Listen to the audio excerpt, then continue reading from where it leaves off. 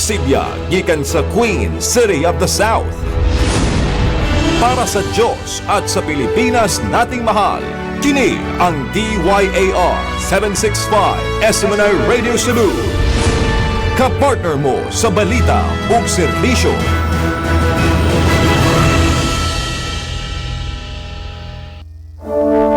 Ang bagong yugto ng ating himpilan, ang Sunshine Radio, ay SMNI Radio na.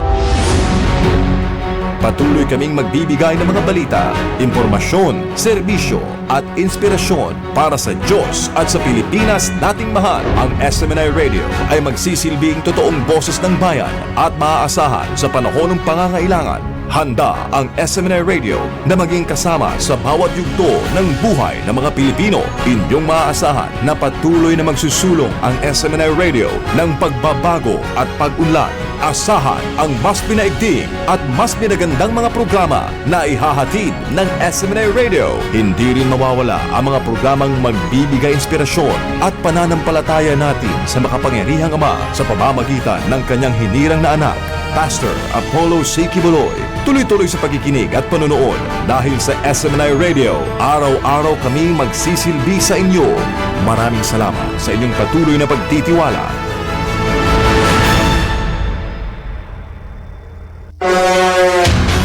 Serbisyong kapartner ng bayan. Kapartner ng bayan. Ania ang tulumanong mupaila sa lain-laing ahensya, organisasyon, personalidad o individual nga andamugahin sa ilang serbisyong kapartner ng bayan. Atong sayron ang mataglakang nga nabuhat na ug angay pang buhaton alang sa ikauswag sa matag komunidad ug sa nasud sa kinatibuk-an. Serbisyong kapartner ng bayan. Aniya na ang atong kapartner nga makauban karon.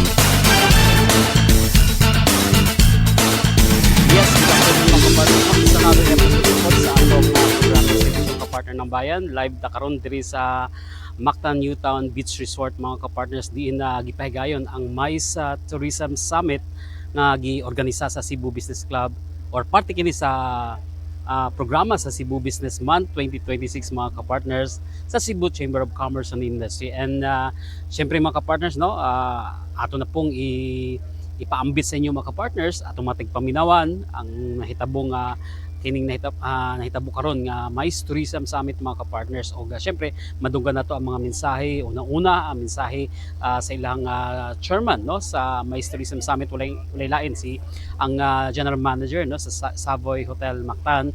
Walay lain si Sir Joseph Chongbian, no. Madunggan sab nato ang mensahe ni Sir Brian Yap, no, ang overall chairman sa Cebu Business Month. O nagkalain mga speakers ang ato ang nasaksihan ganina mga kapartners, no.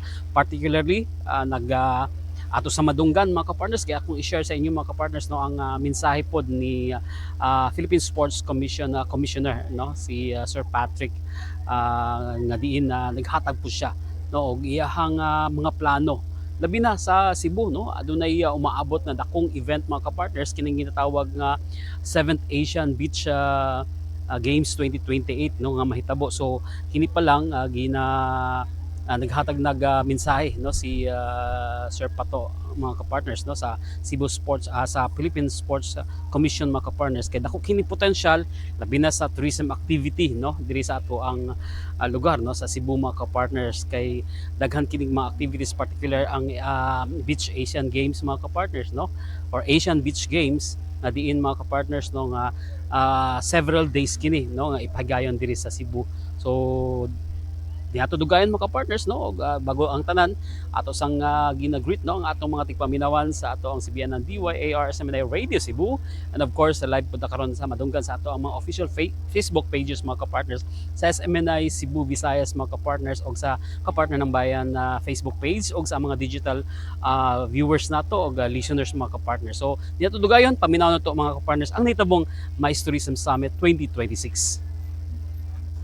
in one of the most beautiful destinations in the Visayas, surrounded by leaders from tourism, hospitality, aviation, government, and the broader business community.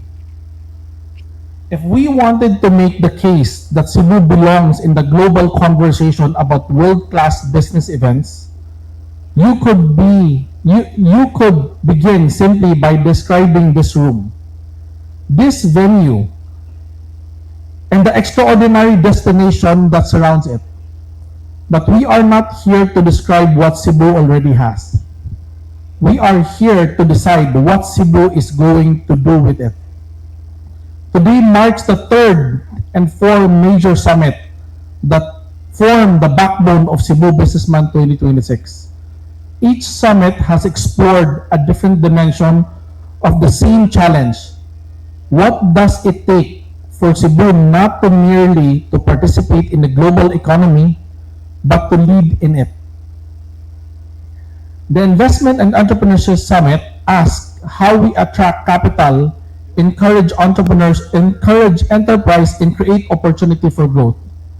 The Technology and Innovation Forum explored how we build the capabilities and competitiveness needed for the future. Today, we turn our attention to another strategic question. How do we position Cebu as the destination of choice for the world's most valuable business travelers? How do we attract the delegates, decision makers, investors, and the conference organizers who determine where the world's most important meetings, exhibitions, and incentive programs takes place? Because MICE tourism is about far more than filling hotel rooms. Every international convention, every corporate incentives program, and every major exhibition that chooses Cebu is a vote of confidence in our city. It brings visitors who spends more, stays longer, and build deeper connections with our community. It introduces investors to Cebu's potential. It showcases our infrastructure, our talent, our hospitality, our ability to deliver world-class experience. Most importantly, it strengthens Cebu's reputation on the global stage. When the world meets in Cebu, the world notices Cebu. And we have every reason to be confident. Our infrastructure continues to improve. Our hospitality sector is among the finest in the country. Our international connectivity continues to expand. Our natural attraction remains unmatched. Most importantly, we have a business community and a public sector that understands the value of working together towards a common goal. What today really is about is alignment. It is about ensuring the government, industry, tourism stakeholders, and the private sector move in the same direction. Because competitive destinations are not built by individual institutions acting alone. They are built by communities that shares a vision and execute it together. This project unites everyone behind one clear, proudly Cebu message, driving more tourists, more jobs, and more business in the whole region. We hope to partner with you to build one clear, proudly Cebuano tourism narrative that positions the Cebu Island as a world-class destination where every traveler easily finds the trip that fits their mood, budget, and style. We know that Cebu Island boasts of beaches, food, adventure, culture, and creative energy. All this in one vibrant island. One visit is never enough. Hence, this tourism narrative aims to unify the different message of Cebu in one clear narrative to help boost local and inbound tourism. Why this matter? More visitors equals more jobs, business and investment for the whole region. Cebu is ready. It just needs one powerful voice. As a representative of the Cebu Islands business and tourism community, we seek to gather perspective that will help shape a deeper understanding of Cebu Island's identity, strengths, and aspiration as a tourism destination. We will focus the island's destination appeal, visitors experience, unique points of differentiation, and the future potential. You are encouraged to consider Cebu's island historically, including its cities, municipalities, cultural heritage, natural attraction, communities, and tourism experience. The objective is to uncover the defining qualities and shared aspiration that make Cebu Island distinct and to help inform the development of an authentic, compelling, and future-ready destination brand that reflects the island's strengths and opportunities. As the flagship program of Cebu Chamber, CBN adopts the leadership agenda, Lead a Must, Have Impact. Today, that means leading through tourism. It means transforming potential into performance. It means converting advantage into opportunities, opportunities into investment, and investment into lasting economic growth. And it means looking beyond the next event towards the future we want to create. I look forward to the day when international associations automatically place Cebu in their shortlist for major conventions and conferences. I look forward to the day when global companies view Cebu not only as a premier leisure destination, but as a leading hub for meeting, incentives, conventions, exhibitions, innovations, and investment. I look forward to the day when every major event hosted here creates opportunity that extends far beyond our hotels and conventions and venues, supporting local businesses, creating jobs, attracting investments, and strengthening communities throughout Cebu. The future is within reach. The conversation you will have today, from the emergence of the Cebu MICE Alliance to the air connectivity, destination development, partnership building, and winning international bids, are all part of building the future. So I encourage everyone to make the most out of the summit. Listen closely, share openly, challenge ideas, build partnership, and leave today with a renewed commitment helping position Cebu amongst Asia's leading destination for business event. Before I conclude, I would like to acknowledge the Lapu-Lapu Chamber Commerce under the leadership of President Anthony Noel for their invaluable support in making Cebu MICE Alliance and this summit possible. Thank you for your leadership. Thank you for your partnership, and thank you for the belief in what Cebu can be. Welcome to CBM 2026 MICE Tourism Summit. Invest in Cebu, prosper in paradise, Padayon, Cebu. Thank you so much for making time very for much. this very important conversation. I serve as the chairman of the CBM 2026 Tourism Committee, and it is my privilege to welcome you to the CBM 2026 Tourism Summit, Scaling Cebu's Global MICE Advantage. I would like to begin with a shared reflection.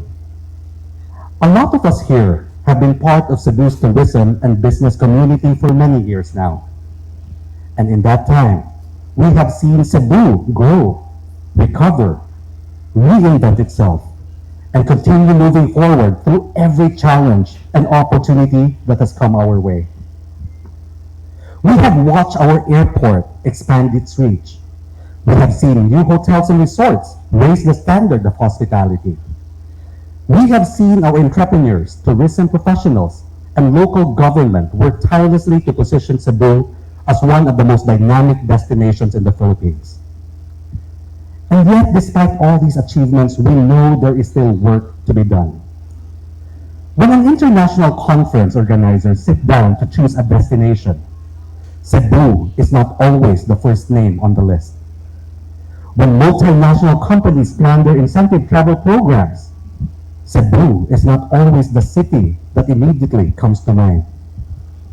When major international conventions evaluate competing bids, Cebu is not always the destination that advances before the shortlist is even completed. Now, this is not because we lack the capability. It is because capability does not create global competitiveness. Strategy does. Alignment does. partnerships do. And that is precisely the gap this summit exists to close. We are gathered here not to simply celebrate what Cebu has, but to determine what Cebu must do next. Today brings together the people who can influence the outcome, the tourism stakeholders, venue operators, airlines, government agencies, business organizations, investors, and the industry leaders who collectively shape Cebu's position in the global MICE marketplace.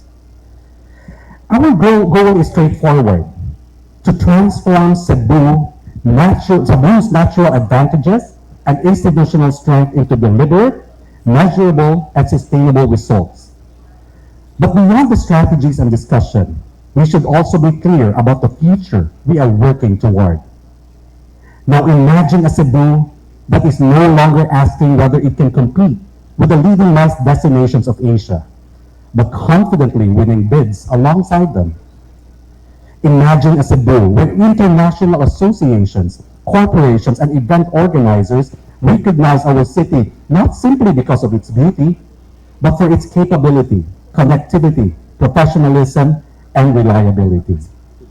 And imagine a Cebu where every major conference, exhibition, and incentive program generates opportunities that extend beyond convention halls and hotels, creating jobs, supporting local enterprises, strengthening communities, and expanding prosperity throughout the region. That is the Cebu we are building. Now, today's program has been designed to help move us toward that vision. We will hear about the role of the Cebu MICE Alliance and the opportunities it creates for the industry collaboration. Cebu's opportunity for sports tourism. We will also be discussing about infrastructure, policy alignment, air connectivity, destination marketing, bidding strategies, and the partnerships necessary to compete on the global stage. And we will conclude with an important conversation on regenerative tourism, because growth is meaningful only if it remains sustainable for the future generations. This summit represents the Tourism Committee's contribution to the CCCI leadership agenda. Lead a must-have impact, lifting Cebu's profile as a premier investment destination, including MICE, engaging the stakeholders who make that possible, activating the partnership that transforms potential into performance, and developing the strategies that will carry Cebu into the next decade of tourism, growth through creativity and innovation. Now, to everyone in this room, thank you for being part of this effort. Thank you for your leadership. Thank you for your commitment to Cebu. And thank you for helping shape the future of one of the Philippines' most important tourism and business destinations. The work begins today. Welcome to the CBM 2026 MICE Tourism Summit. Invest in Cebu, prosper in paradise. Thank you, and Pabagong Cebu.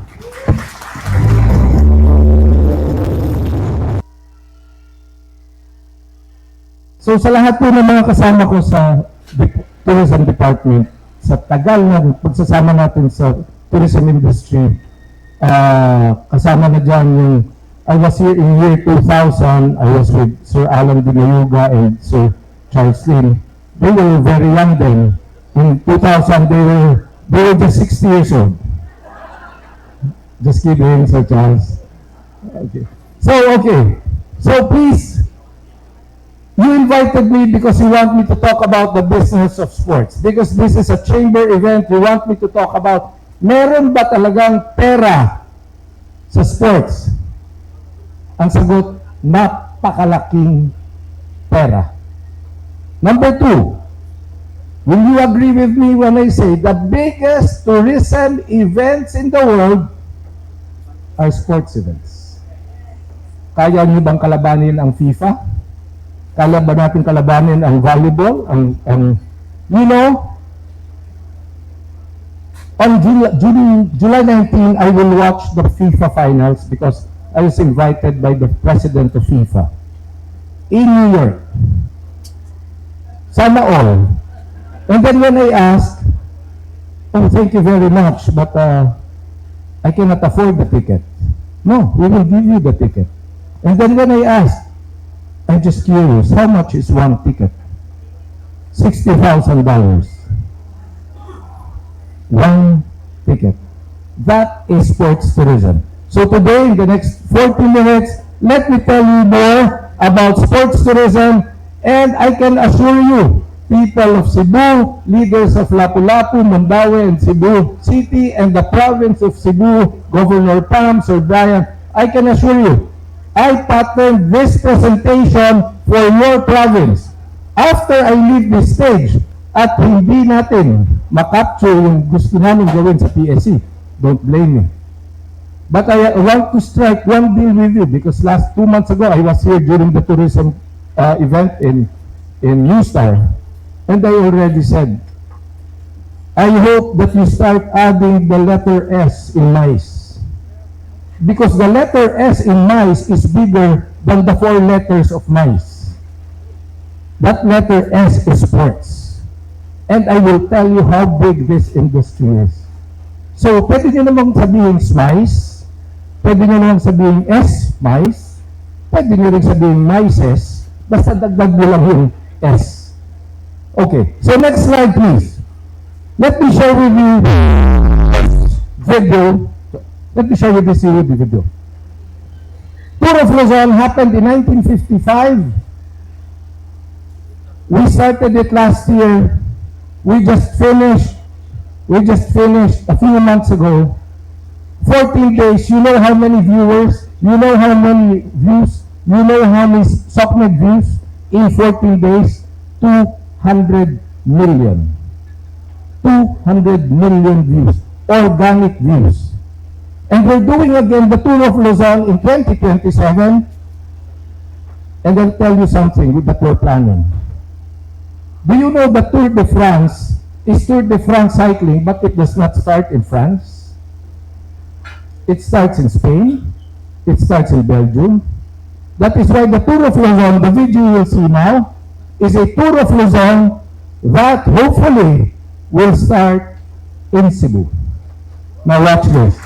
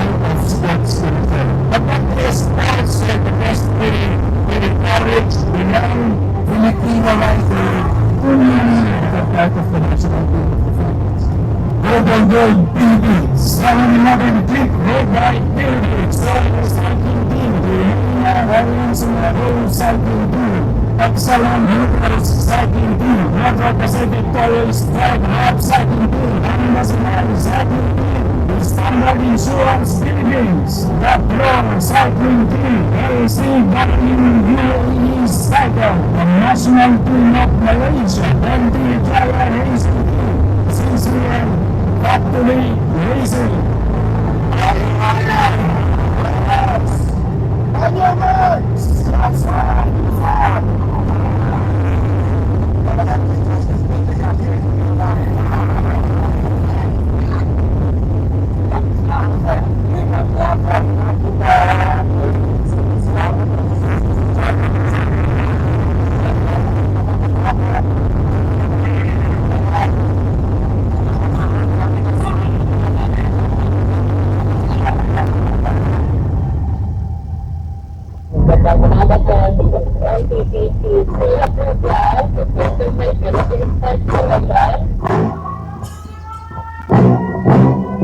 Agad ka ng Tagaytay. Ibig sabihin, ang bakbakan talaga dyan, ano? Ito puro tataas.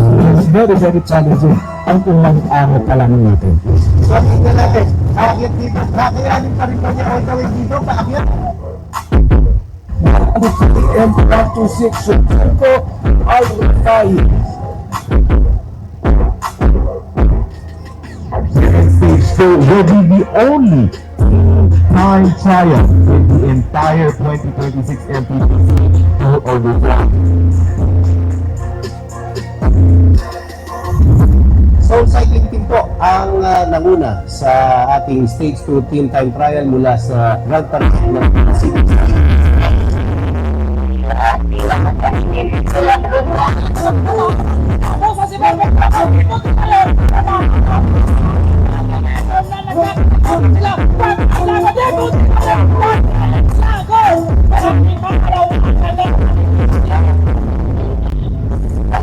Hindi talaga pumakaya, Chris. Ang pension. Lapit na po tayo sa Last finish tayo. Ayun na.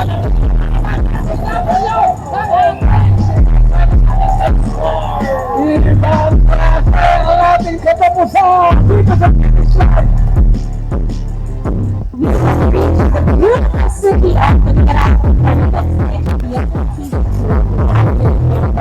Parang dito niya kung saan napipigilan ang ng break.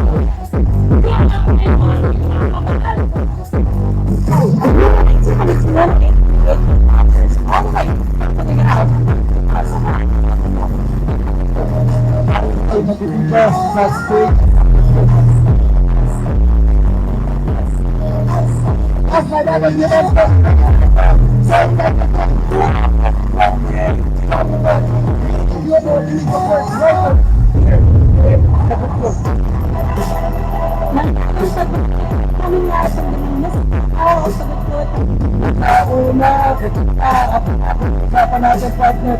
Tama. It's 22.9 kilometers. Parang yellow jersey color na kumikita sa Jericho. Today, stage 8 will be from Pagusog to Tawai. Bali, relatively flat po yung stage natin today. I expect it today is a very fast race.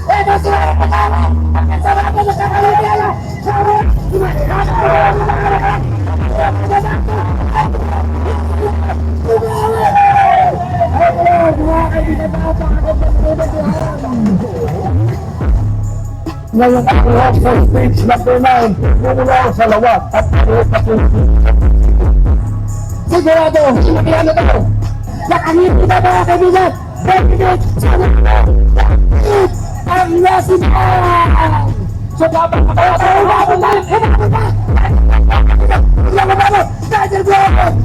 President Solano!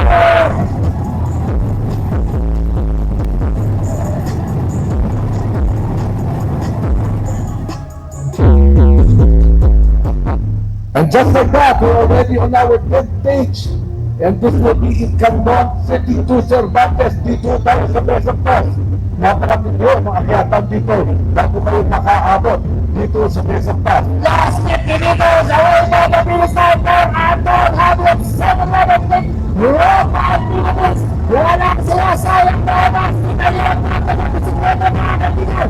Sa kanta sa kanta, Anton Hadwin at 7-11 Europa at Pilipinas is constant.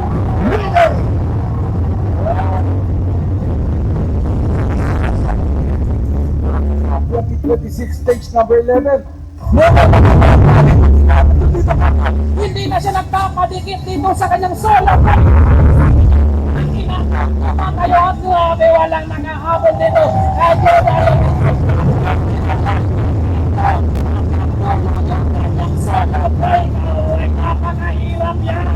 For you to listen, I have to touch your heart so that you will start listening. This is a gruesome, grueling, crazy sport. 1,800 kilometers in 14 days. It is the sport for the ordinary Filipinos. And next year, as we plot, we want to start Tour of Luzon 2027 because if you notice, the title sponsor is Metro Pacific Tollways Corporation. So we want to start here in the iconic Cebu CCLEX. So you can just imagine. So, games that move economies. Last year in October, President Marcos signed 8038, and he said, Philippine Sports Commission, Department of Tourism, CHESA, DILG, PAGCOR, DBM, pwede ba magsama-sama kayo para mas makapag-promote pa tayo ng sports tourism sa buong Pilipinas? Why? Because kailangan ng sports tourism ang suporta ng lahat ng ahensyang yan. Because it is synergy and it is a strategy. Why? Very big delegations, long staying. You host a MICE, and I know that very well, swerte na po yan sa 3 gabi. You host a sports tourism event, malas na ho yan sa 10 araw. Hindi lang atleta, kasama pa si lolo, si lola, si lahat ng kapatid, kamag-anak, tito, tita, kasama po lahat yan. Yan ang sports tourism. Walang bagyo kay sports tourism. Walang low season kay sports tourism. Very high revenue stream. And the global impact is, it's the athlete, the foreign athlete, taking that IG, taking that SOCMED, taking that photo, sending it to Europe, sending it to Asia, sending it to the Middle East, and say, look, I am in Cebu. That is the beauty. We do not, in sports tourism, we do not convince them to visit our country. There's a big difference between convincing and they are supposed to attend.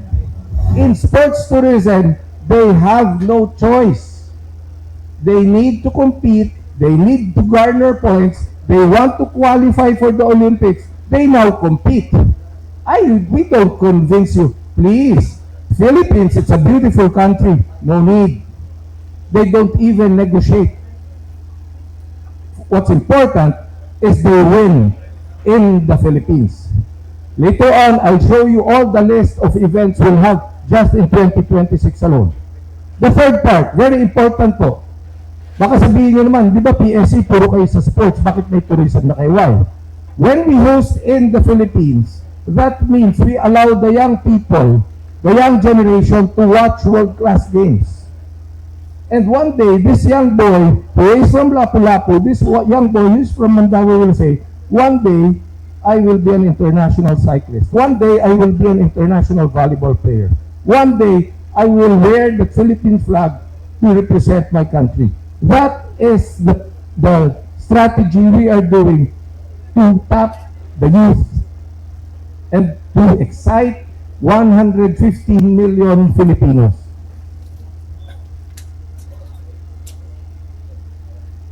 Next slide, please. Okay, here we go.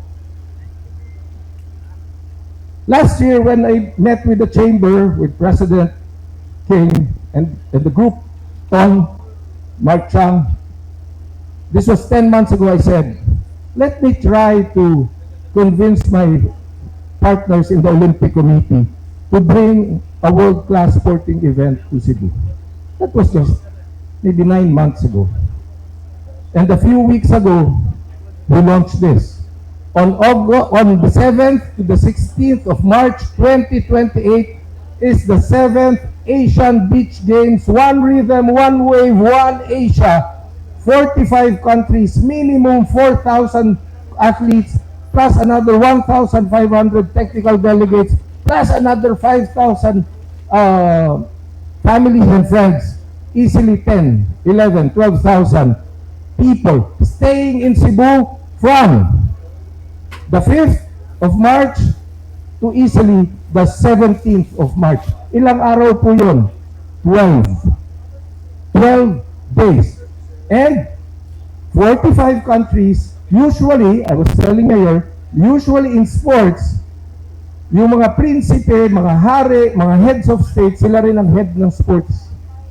So if in the ASEAN we have 11 heads of states here, maybe here we'll have 20. Maybe here we'll have 25. May kanya-kanyang jet po yan pagdadatingan. How much is this event? Para lang mo ma-realize nyo na mahal namin ng Cebu, ha? This is a 4 billion peso event. 4 billion pesos to host this event. But later on, you will realize that that investment of Philippine government to bring this to Cebu for 4 billion pesos, you know the recovery, and do you know the multiple? 15 times 4 billion. That is how much the country will generate. That is how much your economy will generate. And the entire country. When we add it all up. I will show you later how we do it. Next slide, please.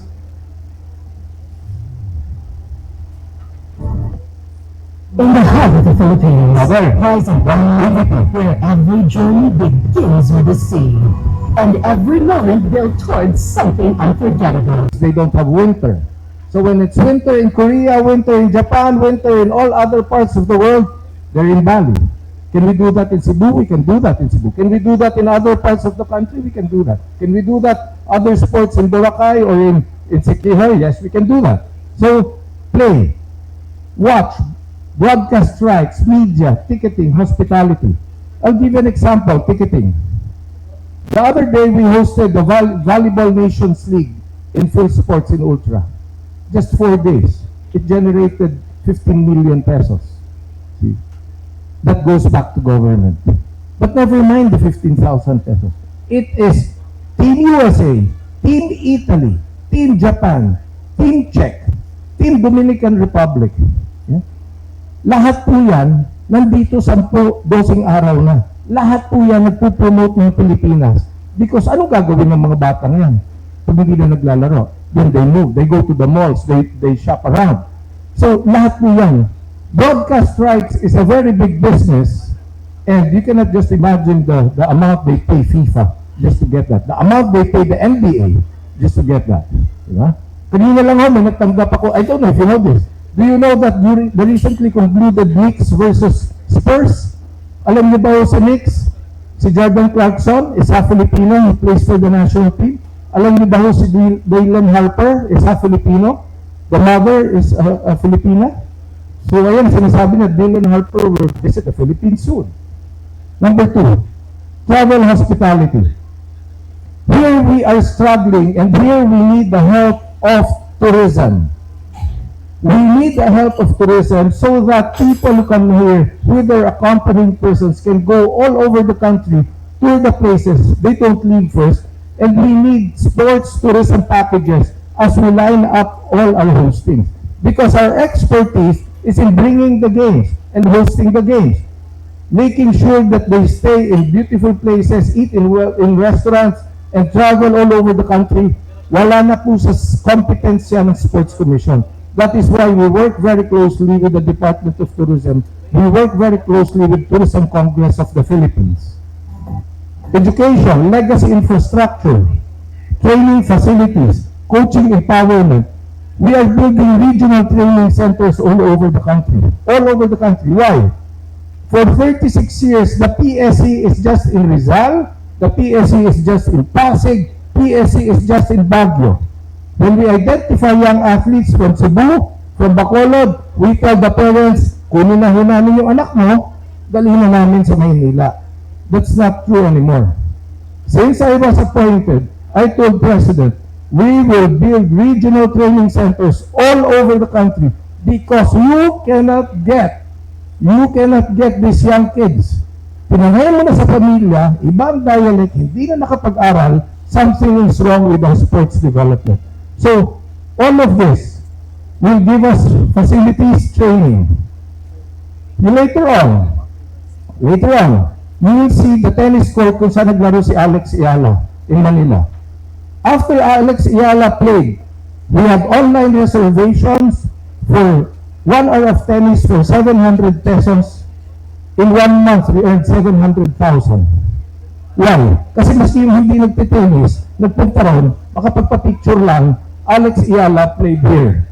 Diba? Ganun kaganda yung pagtanggap ng sports sa bansa natin, sa mga Filipinos. Merchandising, commerce, oh, no question about that. All the merch. Have you seen the YouTube? All Alex Ayala merchandise, every time she has a gift, sold out, sold out, sold out. This is big money. You just have to do it well. So these are the revenue opportunities. Lahat po yan, we can do it together. Next slide, please. Here. Baka sabihin nyo, Chairman Pato, puro ka namang lecture, wala namang kapatunayan. Ito ho ang kapatunayan. When we hosted the World FIBA Basketball Championships in 2023, government spent 2 billion pesos. Sabi ng iba, eh sana nagpatayo na lang ng ganito. Sana nagpatayo na lang ng ganyan. Bakit tayo gumagasto sa sports? Ladies and gentlemen, sports is not an expense. It is an investment. Ang laki ng balik niyan. Look at that. Do you know that when we hosted, the monetary impact of host cities, Okinawa, Jakarta, and Manila, is a whopping 495 million euros. Sino gumawa niya? Nielsen. Hindi po yan invento. Nielsen yan. Yan ang media impact, social impact, environmental impact, net attendance, economic impact. Host city, 495 million euros. That is how we gauge and monitor the impact. Yan yung sinasabi natin sa tourism na trickle-down effect. Pag ang nagpasalamat na ho sa atin, sa hosting natin, eh yung mga nagbibenta na ng sigarilyo, nagbibenta na ng soft drinks, nagbibenta na ng sandwich, mga restaurants, yan, effective. When we have the Batang Pinoy in General Santos, 25,000 people in General Santos last year, anong sabi ng lahat na nagbibenta? Mayor, pwede ba mag-host ka taon-taon? Last week, we launched Batang Pinoy. It will be in Bacolod, December 2026. 30,000 people. Nung nag-launch kami, sabi ng media kay Mayor Greg Asataya, Mayor, may tanong ako. Paano mo masisigurado na pag nagbatang Pinoy sa Bacolod, hindi ma-out of stock ang inasal? Oh, napaisip si Mayor, sabi niya, that is a very good question. Because if you have 30,000 people staying in Bacolod for 10 days, ilang milyong inasal yun? Di ba? Yan po yun. Yan na lang. Huwag na natin komplika. Bilangin na lang natin ilang puso, ilang nguyong, ilang inasal, ilang lechon. Yan ang sports tourism. Next slide, please. World Volleyball. Ayan, project nila Sir Don, nila Ramon Susara, who's from Cebu. This was in September 2025. And they said, do we really have to host a World Volleyball Championship in the Philippines? Pwede bang dalhin na lang natin yung pera para ibigay, gawin sa ibang sektor ng organisasyon? Yung sinasabi ko, wag naman ho sana. Can we just protect the sports sector? Can we just protect the sports tourism sector? Because it excites 150 million Filipinos. Sports tourism is the only industry, and I will bet my last centavo, where you will clap your hands, you will cry, you will cheer, you will laugh, you will jump up and down. That is the only sector. That is the beauty of this sector. When I attended, this is my usual kwento. Ladies and gentlemen, when I attended the Paris Olympics last 2024, and I watched Kalolulo win his first gold in the Olympics in gymnastics, I was jumping up and down. Up and down. I was shouting on top of my voice, mabuhay ang Pilipinas. 15,000 people. Siguro sabi ng iba, saan ba yung Pilipinos? paano nanalo ng gymnastics ang Pilipinas? And I was jumping, celebrating, niyakap ko nga yung katabi ko, hindi ko naman kilala. Niyakap na rin ako, hindi niya rin naman ako kilala. Sige nga, bigyan niyo nga ako ng industry that gives you the same emotional attachment na proud ka maging Pilipinas. Sports lang po yan. Tourism lang po yan. So, look at that. Total reach of World Volleyball, 187 million. Total views, 395 million. 32 teams done, right? 32 foreign teams. During the finals of Italy versus Bulgaria, we were monitoring. Tingnan ko kung may nakakalaban dito. Italy versus Bulgaria in SM Mall of Asia in Pasay. 10 million viewers from Europe watching for 3 hours. And ang makikita mo lang, Philippines. Walang makakalaban dyan. Kahit ilang lagay ng bus color ng Visit the Philippines sa London, hindi tatalunin ito. This is the best strategy. Maniwala po kayo sa akin. Look at all of that. Look at all of these flags. This just happened 2 months ago. And Cebu has a very good program in karate. They were all in Pasay. How many countries, Ricky? 59 countries staying for how many days, Ricky? 7 days. How old were the contestants in karate? 12 to 17 years old. Huwag niyo sabihin sa akin walang dalang nanay at tatayan. How many total? 3,000. Plus nanay at tatay. 9,000 tourists staying for 7 days. Sige nga, competitive. That is sports tourism. Next slide, please. This was Rizal Memorial Coliseum last year. This was Rizal Tennis Court last year. When we found out, when WTA said, do you want to host WTA 125 in Manila? Do you want to watch Alex Ayala play in the Philippines? We did this in 45 days. Yes, government did this in 45 days. 45 days. In 45 days. Sabi ng mga kasama natin sa Manila, kaya naman pala. Kaya naman pala natin. See, now, Cebu, listen to me. In tennis, there is WTA 125, WTA 250, kung saan nag-semi si Alex, WTA 500, WTA 1000, then the Grand Slam. Yun na yung US Open, Wimbledon, etc. So we started hosting the first level 125. Do you know that WTA 125, you can host in so many cities in the Philippines? Italy hosts 8 WTA 125s. China hosts 5 WTA 125s. In other words, we are now talking, I will say it, because they have to be acknowledged. We are talking to Robinson's Land because they have a very big area in front of New Star. And together with the Philippine Sports Commission, we will build this because we want WTA 125 in Cebu by January 2028. So it is commercialization, which I will explain how we do it now in the Philippine Sports Commission. Okay. This guy is the president of FIFA.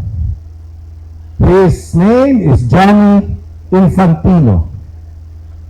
He is like a head of state. He travels top private planes. He stays in one country for less than 24 hours. And he is the most powerful sports figure in the country, especially now. So last December, he arrived in Manila for 14 hours. So I told the FIFA the PFF President, John Gutierrez, I want to be with Mr. Infantino. Hindi ko siya iiwan. Ako ang magiging tour guide niya. So, binalcon ko siya sa Westin, sa Ortigas. Nanood kami ng opening ng World Futsal, and we had started dinner at 10 p.m. And then, while we were drinking San Miguel beer at 12 midnight, sabi niya, you are the first sports minister anywhere in the world who's drinking beer with me, and who's having dinner with me, and who's laughing with me, and telling me beautiful stories about your country. But you know, you should not be called sports minister. You should just be called football minister. And I asked him why. Because there's only one sport in the world. That is football. So we laughed, everybody laughed, and I said, Mr. Infantino, congratulations, it is true. Football is the most popular sport in the world. It is the richest sport in the world, but it is not popular in the Philippines. It is not even top 5. And then he looked at me, he drank his beer, and he said, why? Why? Because you don't support us. That was already our third battle at 1 a.m. And then, the following day, next slide please. Oh, of course, who does not know Hansi? I'll make kwento later. The following day, Johnny Infantino made a commitment, but I will tell you later on what is his commitment. And sasabihin nyo, super wow, wow, wow. Now let's go back to Sir Hans. When I was appointed last year, I sent a communication to the chairman of the SM Group. Sir, can you meet Chairman Hans? I have a program for Rizal Memorial. I have a program for Philippine sports. And the same executive told me, sorry, we are not yet ready to do business and to partner with Philippine Sports Commission. Please show us first what you can do. Please prove to us first that we can invest in your events and in your facilities.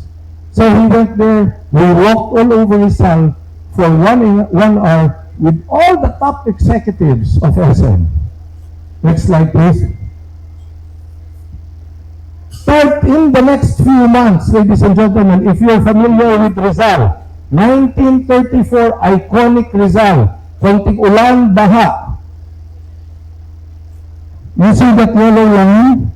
It will connect the light railway transit going inside Rizal, going to the new multi-billion SM Horizon. Okay? Elevated jogging pathway like what you see all over the world. You have the football, you have the baseball, you have the upgraded tennis courts. We finished this.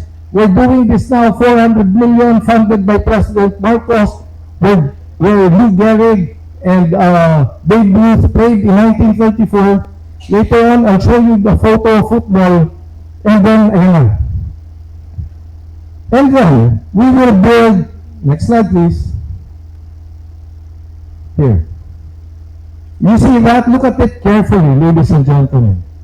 That will be the brand new Philippine football field happening in the next 18 months worth $13.5 million paid by FIFA, no cost to government. Why? Because Chairman Pato used his tourism skills. Drink San Miguel, have a toast, alaskahin mo ng alaskahin, liba ng konti, at pag na-realize niya, you do not have an international football field, we do not have. Okay, I'll build one for you. After FIFA, we will announce this. In the meantime, secret dollar. Yeah. There you go. So the plaza, plus the elevated walkway, secret rin dito. This is sponsored by SM, Chairman Hans. They're meeting now. 1 year in the making, finished by October, hopefully after all the licenses and the permits. 1 year in the making, October 2027. It is more or less 250 million in development, no cost to government. Yeah. Next slide, please. Baseball. What is the baseball field? What is the baseball of Rizal now? 1934 up to the 1960s, we were top 2 in Asia. After Japan, the Philippines was the best baseball group in Asia. Now we're just number 5, number 6.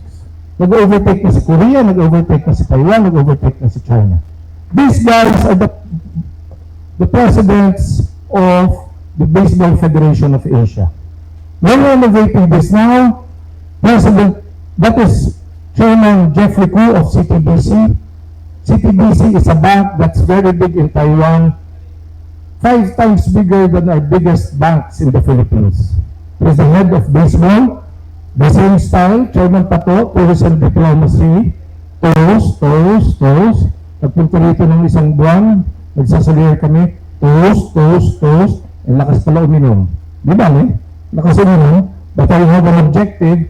Next slide, please. Yan na siya.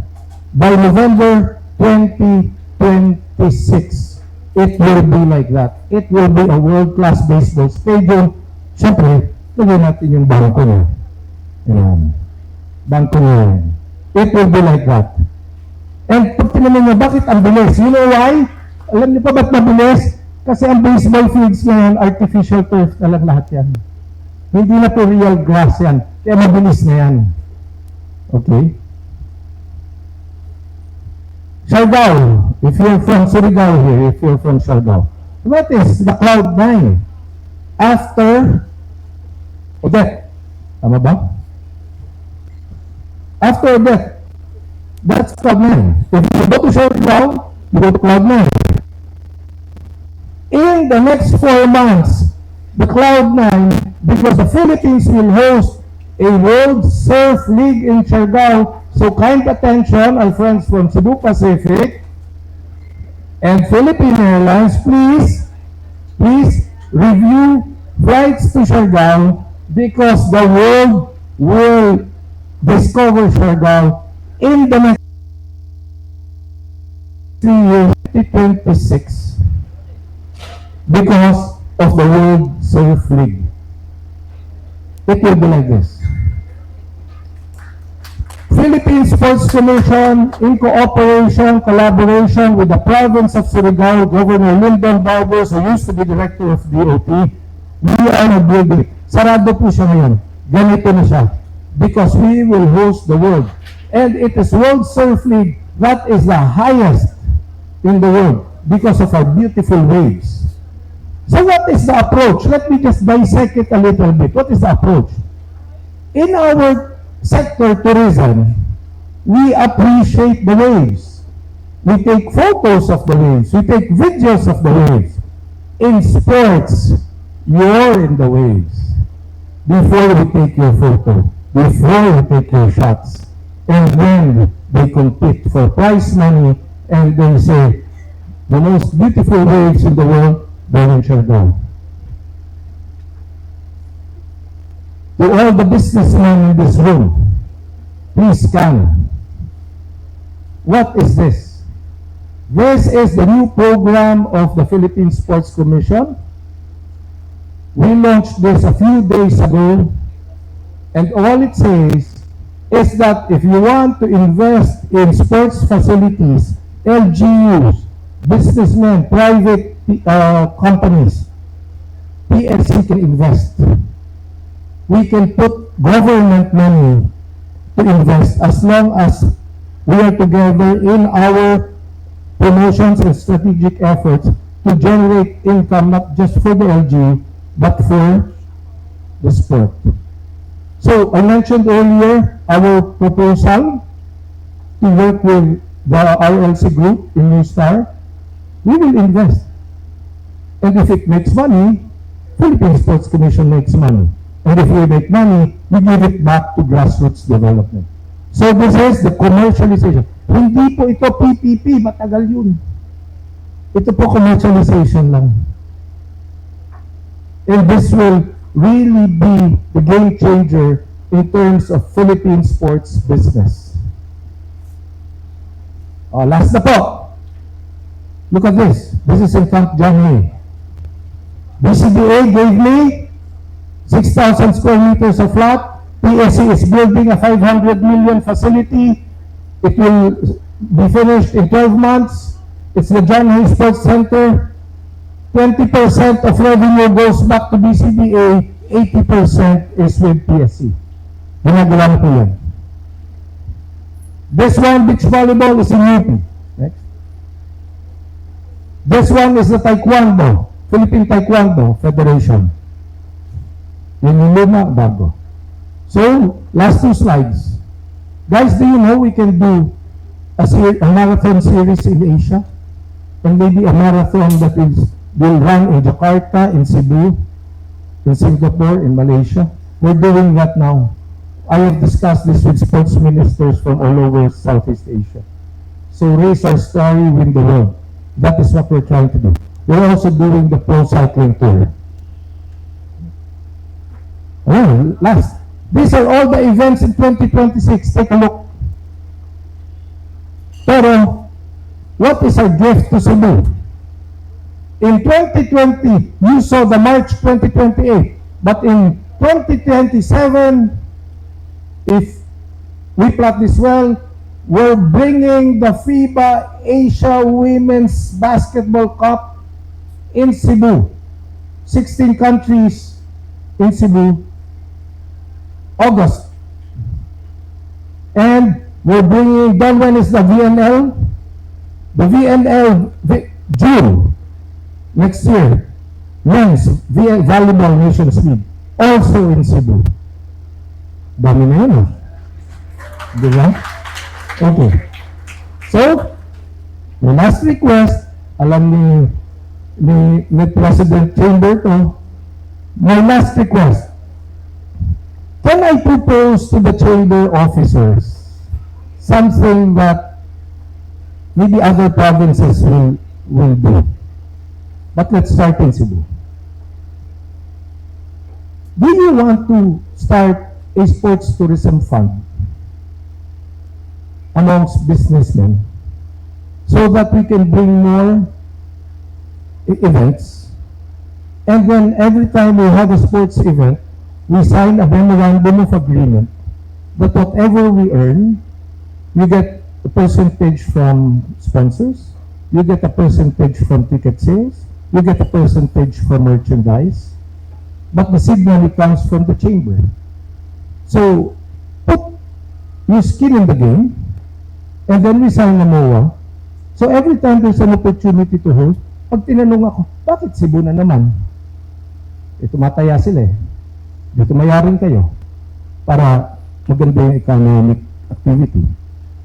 And I know that you have a very active chamber here. All the 3 chambers or 4 chambers. Maybe consider a fund for sports tourism. And then let's start tapping this one. Okay. My time is up. I hope you enjoyed my presentation.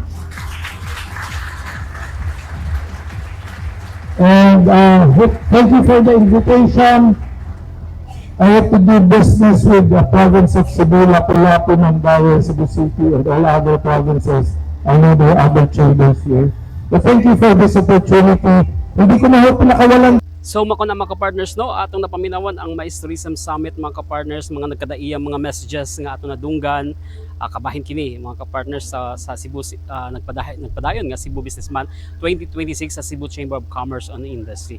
So daghang mga inputs, no, mga takeaways nga nakuha gikan sa atong mga speakers mga kapartners, no, og syempre nahinaot to, no, nahinaot ta nga kini mahimo pong ning magamit, no, sa atong mga tourism stakeholders aron na makatabang kini sa ato ang industriya sa tourism. Present sab ang Department of Tourism mga kapartners ug ubang stakeholders na naa diri nahitabo ni attend diri sa Mais Tourism Summit mga kapartners diri sa Mactan Newtown Resort Lapu-Lapu City mga kapartners. So dili nagtapos atong programa. Salamat kayo sa inyong pagpaminaw kini higala kapartner Jim Reviosa. Uban sa technical side, of course ato ang station manager Ma'am Eileen sa kinatibuk-ang management no sa Sunshine Media Network International. Ang Diyos manalangin ka nato tanan.